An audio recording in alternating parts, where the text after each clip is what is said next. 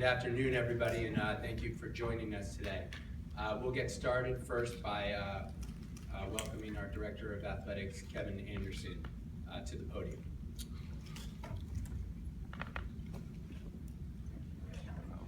Thank you, Zach.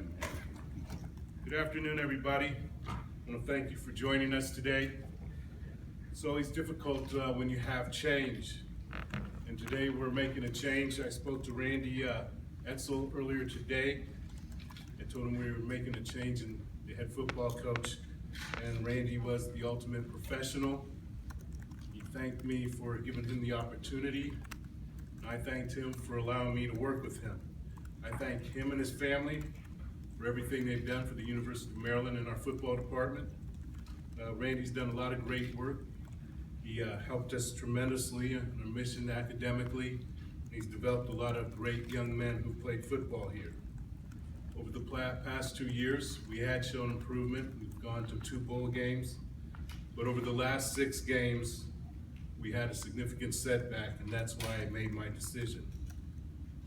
We still have 6 games to go, and the remaining games are important to us and our seniors.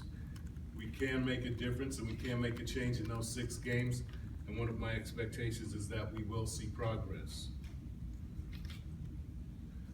I've also taken this time, and after I met with Randy, I met with our offensive coordinator, Mike Locksley, and I asked Mike would he be interested and would he be willing to take the interim head coaching job, and Mike has agreed to do this.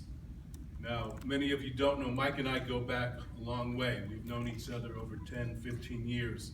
I've seen him grow up as a person, as a man, and as a football coach. And I think if there's any time for Mike to take over the program now and help us move in a positive direction, now's the time. Mike's grown up in the Washington, D.C. area. He went to Blue High School, is that correct? Yep. Mike has a wonderful family. His children attend schools in the district, and I'm confident that Mike's going to do the right thing for our football program, for our university, and we'll move on from there. At this point, I'd like to ask Mike to come up and say a few words.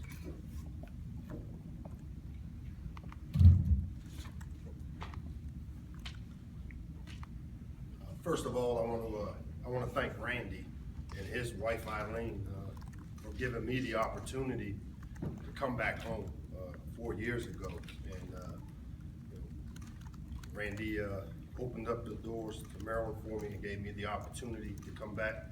And I'll be grateful, forever grateful for him for doing that for me.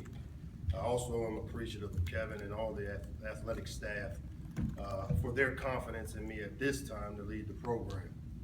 You know, I had an opportunity to meet with the staff, I had an opportunity to meet with the team, and I can tell you that we are all committed to finishing the job that we started 6 weeks ago. We have a bye week coming up, which gives us an opportunity to go back and take a look at all 3 phases of our program, as well as recruiting. And we've made the commitment to give our focus, energy, and effort to finishing up this season as strong as we could possibly finish. Those are the expectations that we have as a staff, and those are the expectations that our players have as well. So again, I'm appreciative of the opportunity to lead the program at this time, and also thankful again for the opportunity Randy gave me and my family to come back home. Thanks.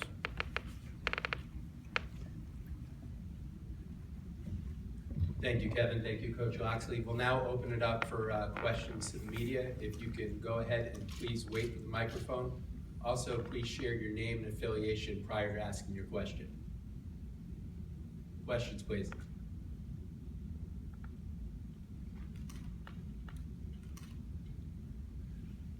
For Kevin, Don Marcus from the Baltimore Sun. How long ago did you start thinking about this move, and when did you decide to make the move? This morning when I woke up, I had made my decision. I hadn't made a decision until this morning. It started back second game of the season, I believe, when we looked at how we played, and there were some questions, and as we progressed, or did not show signs of progress in the way that we were losing, really brought this to my attention that it might need to be addressed. And just to follow up, the reports last Friday, in, I think it was Yahoo and ESPN, that a decision had been made were not true, and also, did yesterday's game give you any pause in terms of making that call when the game was competitive for 3 quarters? Well, Don, I can tell you that no one talked to me, and I didn't tell anybody what I was going to do and when I was going to do it. Yesterday, we lost by 21 points. Question for Kevin.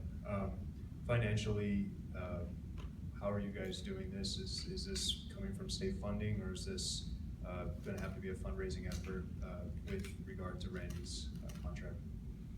Roman, one thing, we don't receive any state funds, so it won't come out of state money.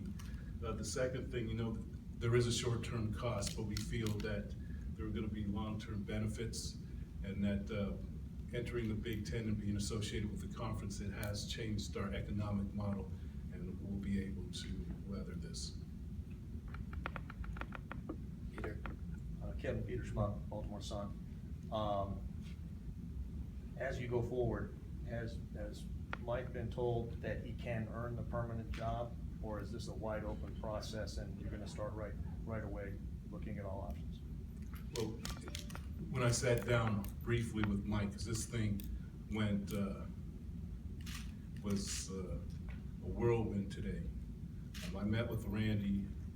We had a short period of time before we were gonna meet with the team, so I had to walk in and ask Mike, would he be interested and willing to be able to take this over, and he said yes.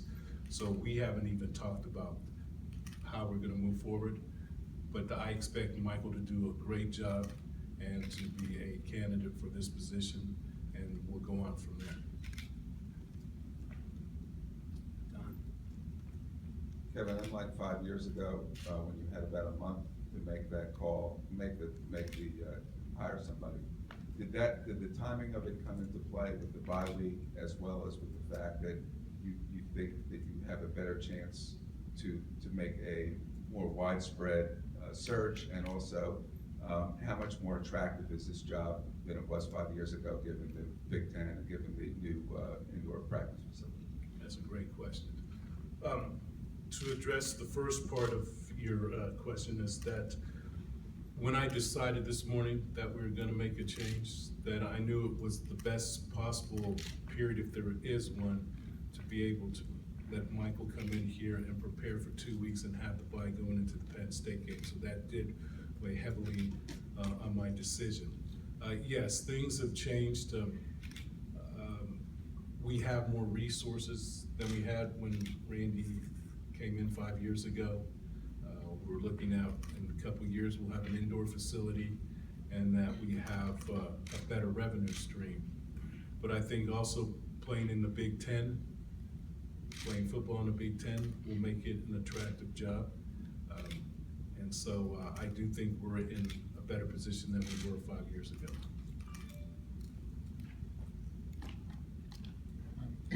For Kevin, Alex Kirchner with the City of Times. What lessons do you think you can take from the last time around in the coaching search and in previous searches in your career that you can apply as you look for the next head coach, whether it's Mike or anybody else? That's a great question. Well, as we grow in whatever endeavor we're involved in, I think that you learn certain things, and you know what to ask and what not to ask. You know what to look for and not to look for. So I will go down that path, and I know that we want somebody who's going to come in here and continue the work that we've done and be successful on the football field. It's very important that we have all 3 aspects of this program, that we have somebody who's going to be committed to the academic mission, to developing good men, and also to win on the field. And so those are 3 elements that will be very important. We want somebody who's going to come in here and excite the fan base, and somebody who will be able to do that. So those are some of the things, and some things I learned. And there's questions that I know to ask them. There's things that I'll be looking for. And now we're such a data-driven society that I believe that the next time we sit down with anybody, we'll have data that will prove what their past has presented and what they've done, and so we'll take all of that and we'll bring forth a great football coach. Kevin over here. Ryan Blajon with Diamondback. This decision comes 103 days after announcing Ezell's contract extension. How do you justify that to the fans? Well, you know, I looked at the body of work, and so like I said,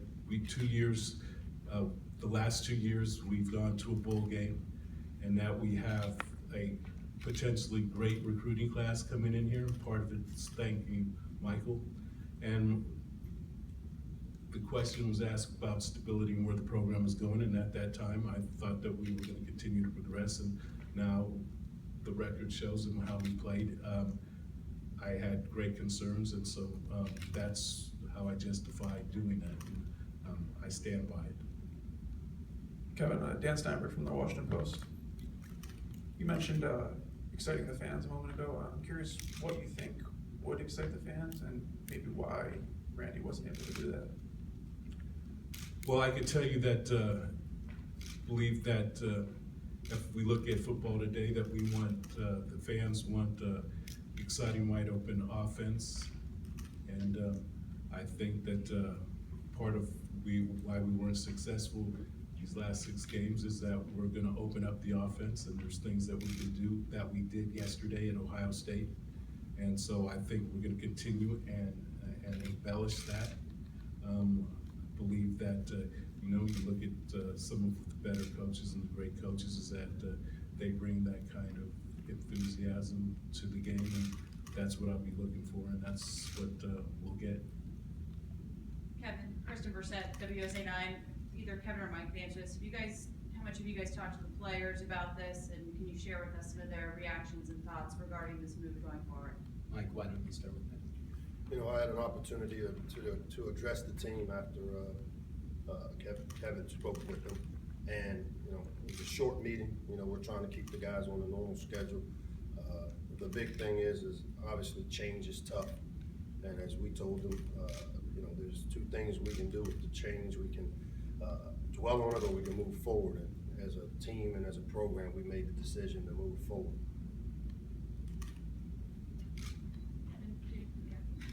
Yeah, on the same lines, what Mike just said, the one thing that we asked them to demonstrate moving this day forward is that football is a passionate game, and you need to have love and passion.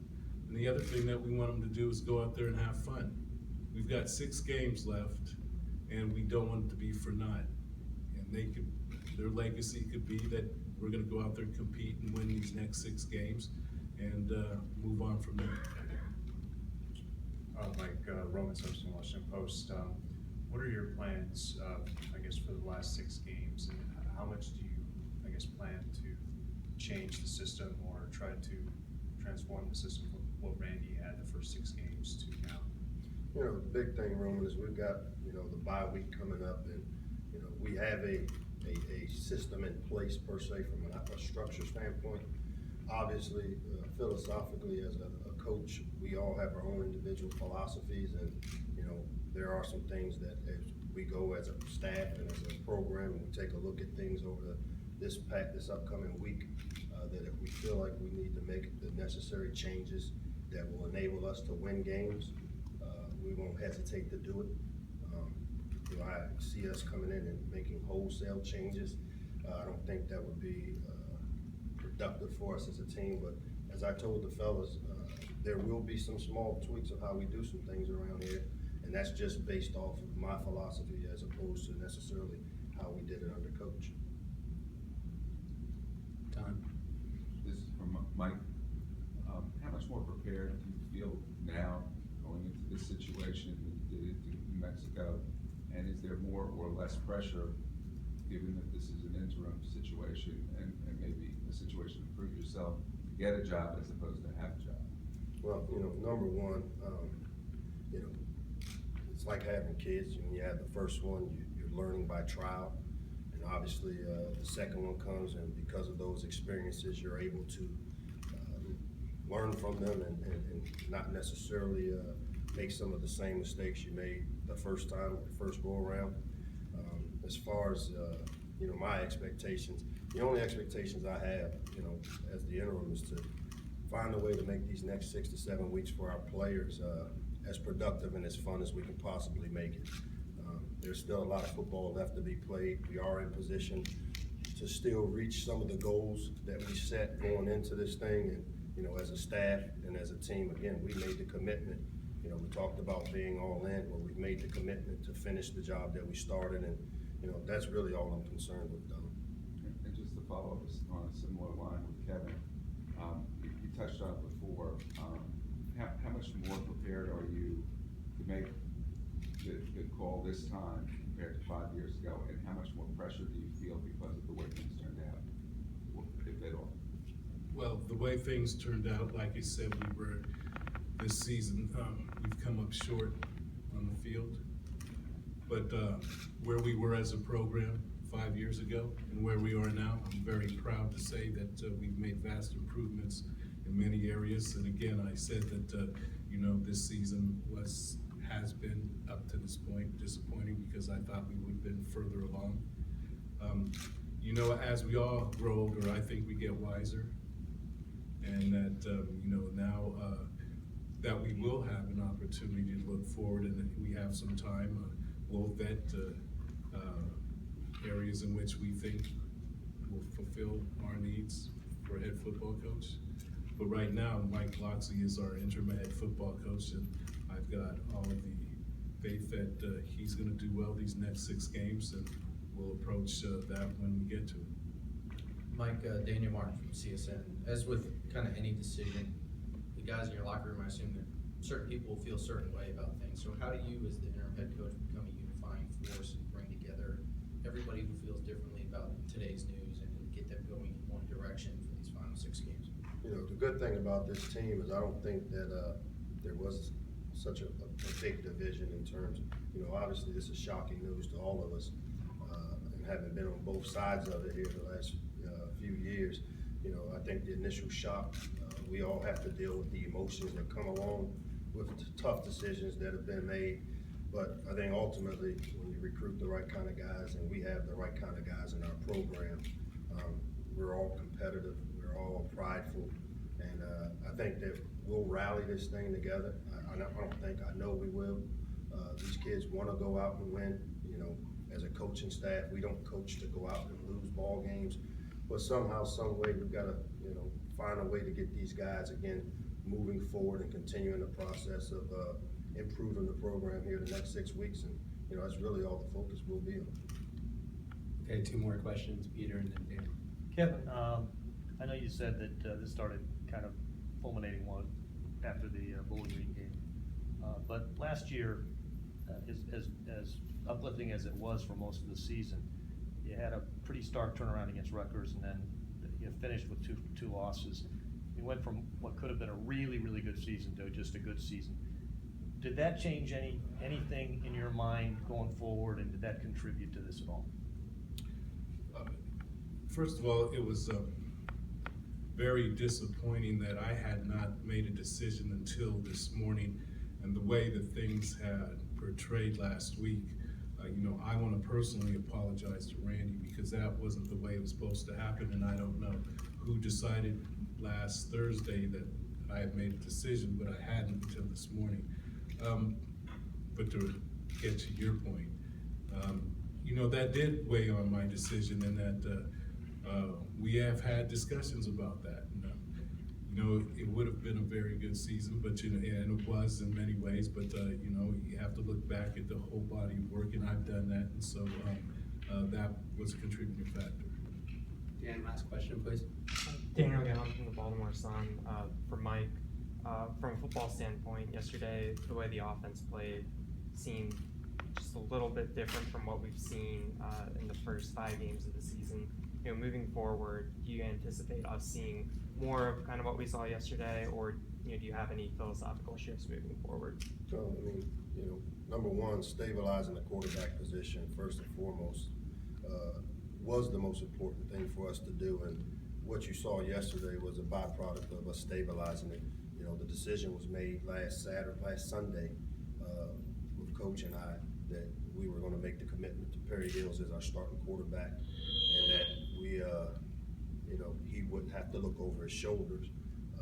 And because of the skill set that Perry brings to the program and to our offense, we have to build it around that. You know, what you saw earlier in the year was based off of the types of quarterback we was playing with. Caleb Rowe, more of a pro-style drop-back guy, but, you know, once we made the decision to go with Perry, Perry's skill set enabled us to do some things offensively that we displayed yesterday, and we're hoping to be able to build them. So can we say that Perry's the starter moving forward? Perry is our starting quarterback. Thank you, everybody, for joining us. Kevin, Mike, thank you very much as well.